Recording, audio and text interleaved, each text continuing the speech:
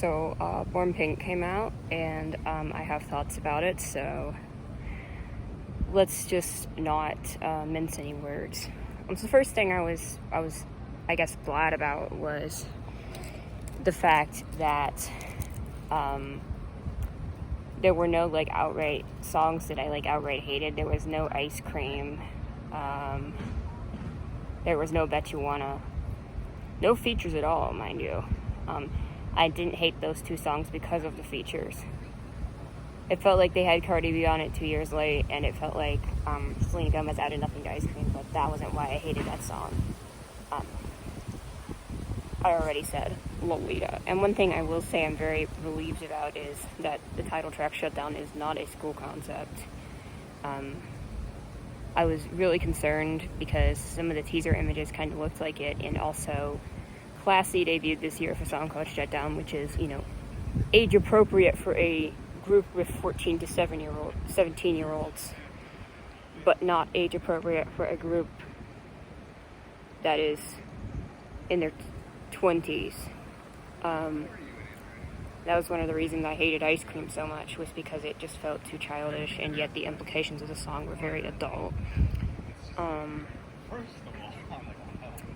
So I can say those are the first two, like, positive things I want to get out of the way, but oh my god, I'm continuing to be baffled by YG's rollout, and just like, what on earth are they doing? What do they think they're doing?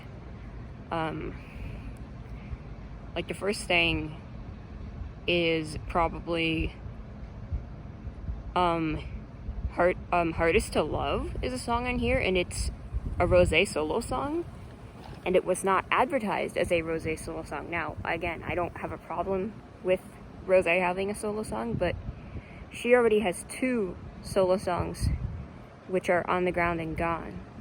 And Lisa also has 2 solo songs, but I think it's really strange that they would just randomly give one member a solo song on the album, not advertise it as a solo song, and then not give it to any of the other members. Like with Dreamcatcher, what they did this year, like, they released their album and half of the album was solos from all 7 members. I think that's fair, and that's how you do it. Or if they had unit songs, if they had, like, Rosé and Jisoo do a song and Jennie and Lisa do a song, that would have made a lot more sense. To do songs that play to their strengths. And they just didn't do that. And all I saw was the song Hardest to Love, which was a Rosé song. Again, this is 24 minutes. This is not an album. I'm tired of these K-pop companies trying to pass off albums. I mean, Idol got a pass because their album was really good. And I mean, Polaroid is kind of a skip for me on that album, being the ballad. But oh my god, the ballad on this album, which is called, I don't even remember the name of it right now. I think it's called The Happiest Girl or something. It's like so boring. The last chorus is like really pretty, but like, maybe if I listen to it more, because I've learned to appreciate Always by Dreamcatcher. Like, Dreamcatcher are one group I do give passes to on ballads, but they give us 10 to 15 songs a year at the minimum. There were 14 songs on, like, granted, 2 of them were instrumental, so 12 real songs, and we're getting another mini album this year from Dreamcatcher. And again, I think Idol releasing a air quotes album with 8 songs is more excusable because they're releasing a mini album this year as well, so they're going to have a total of like 12 songs released in the year, which I think is reasonable. But we waited 2 years for 8 songs, which, disappointed and not surprised by that. It's like, are they good? Like I said, again, there isn't anything I really hate, which is an improvement. I just don't think it really lives up to the best songs on the album. Like, Love to Hate Me was really, really good, and like, that song was legitimately fantastic, and I liked Crazy Over You. Even the ballad on that album, You Never Know, was way more dynamic and interesting than this ballad.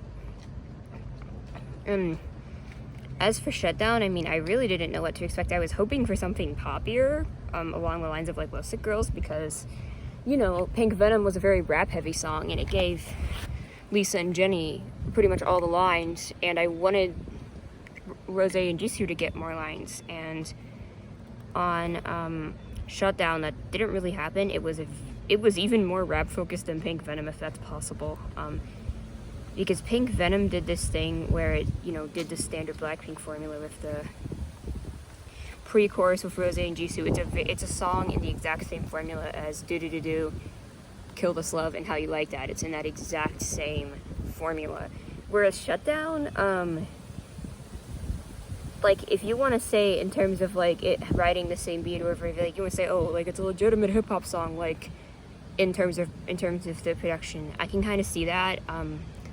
The thing about it, though, is the electric violin thing was really cool, but that's literally the entire beat. Just that is played at different pitches and different chords, that, like, in different keys and stuff. That's literally just the same violin, and it just never changes. The entire beat just never changes. And I mean, I know, and yeah, people being able to captivate a flow can go a really long way. I mean, I like the song Bodak Yellow by Cardi B, and that song just has the same beat the entire way through, but Cardi's flows are really captivating, and she just steals the show in her song.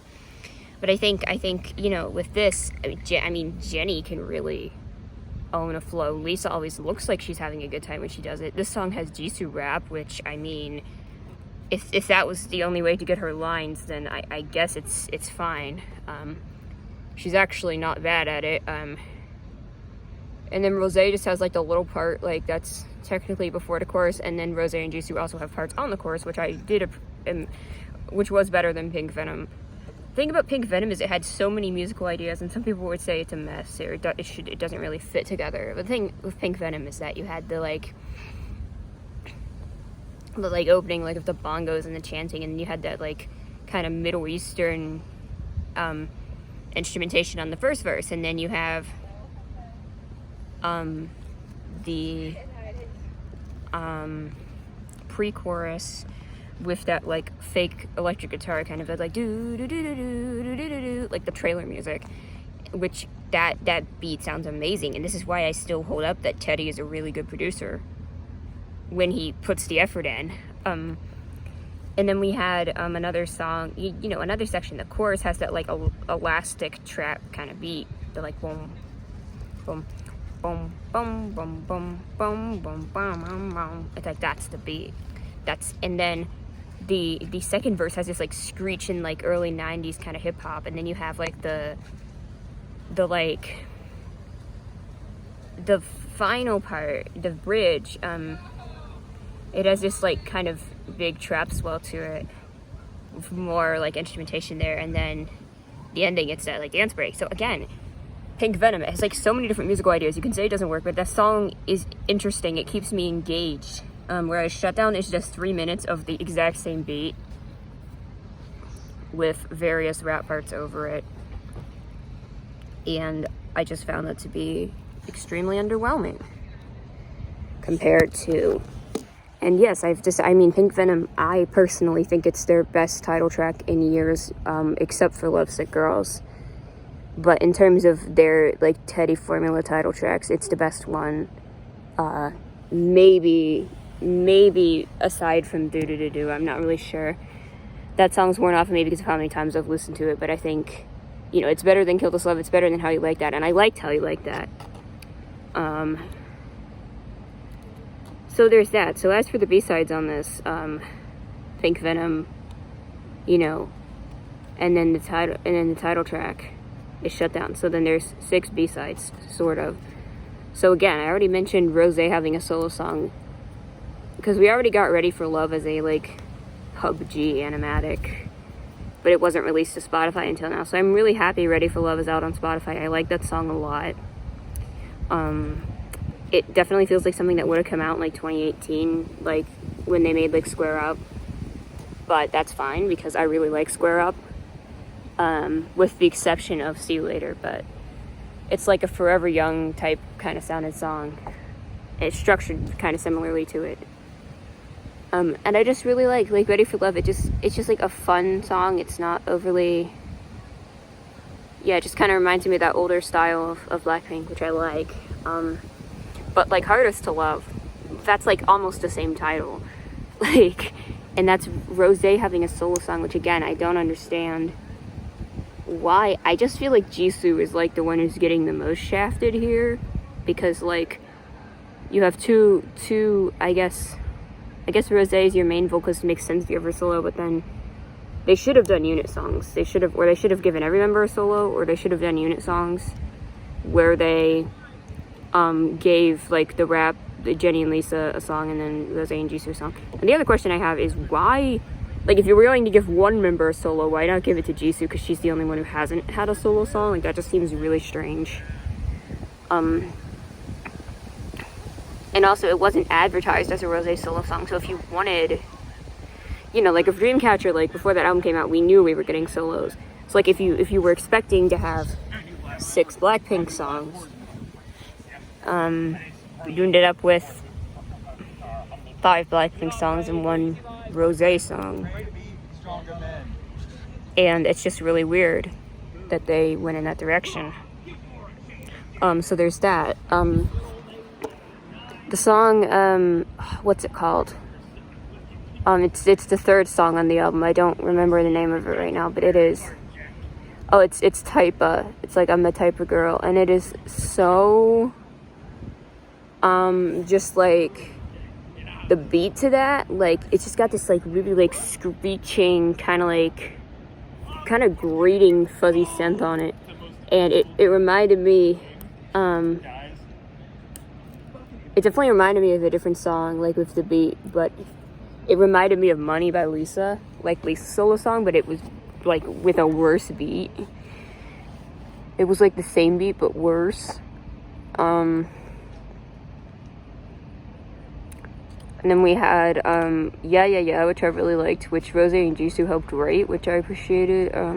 It's like a synth pop song. It's kind of got that As If It's Your Last energy. It's not as good as If It's Your Last, but I liked it. I already talked about you know, Hardest to Love and the ballad song, and the only other song that I haven't talked about was Tally, and even though I know it's the English word tally, but I keep thinking of Dally by Hyolyn, because that's all I can think of. And this song, I don't know, it's like, what is even the message? Like, I appreciate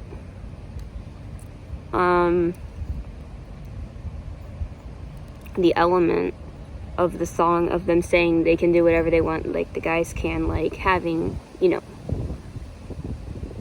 essentially like owning your own sexuality, which I'm cool with, but I'm not sure, because there's like, I can do whatever I want with whoever I want. It's like, that's cool, but there's also a little implication of like, are they, because they're just kind of messing around and playing around, it's like, are they cheating? Like, what is the like message here that's being conveyed? I'm not usually one to talk about message, but I'm just not really sure, like, there's no context for it. It's not well written. It's a thing I've noticed since 2020 with the album, that they just sing more and more in English, even on their B-sides. Like, I'm pretty sure most of these songs were pretty much all in English. Like, that's why I liked Ready for Love, because it actually had, like, Korean in the pre-chorus. And,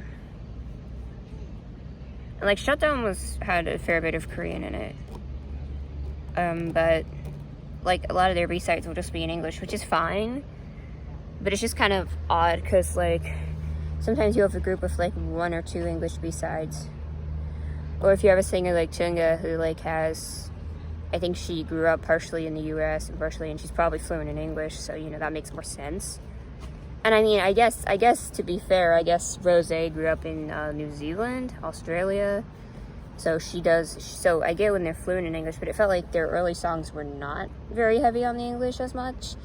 So it's really odd to me that they just like changed that around, I guess to give them more international appeal, but I don't know. I mean, personally, I don't really care if the song is good. I don't care what language it's in, obviously. But I think I just kind of noticed how like poorly written some of the lyrics are when they're all in English, because the people writing lyrics may not be fluent in English, and it gives me like Backstreet Boys vibes almost, like when Max Martin was writing like like you heard, like if you listen to Everybody, like that, those lyrics are freaking terrible. And he literally asked, am I original? Am I sexual? Like that's literally a lyric in the song, and it's like, was that supposed to sound like good? Like, and I think what I read was that Max Martin is Swedish. You know, he's their producer, and he would often not like proofread his lyrics, or he would expect the band to like change them, and then they didn't. So we just ended up with like, and don't get me wrong, I love that song. We just ended up with like, because I mean, there's nothing really wrong if Everybody Rock Your Body. Like, you know, if the chorus is a strong enough foundational thing, you don't really. But like the lyrics in the verses are so bad, and that's kind of what I feel like goes on with a lot of these B-sides, is they're just really, really dull somehow. And I just don't really have like a good defense for them. So really, all I have to say is yikes on that part. But overall, I mean, I thought Tally, I mean, I thought it was a good sounding song. Like I said, it just really sucks that my favorite songs off of this, with the exception of Yeah, Yeah, Yeah, were songs that I had already heard. It was Pink Venom and Ready for Love. Although I am really happy to have Ready for Love on Spotify, so that's a win. I was just hoping that we would get something different in a good way with Shutdown, and we really didn't. It's just a very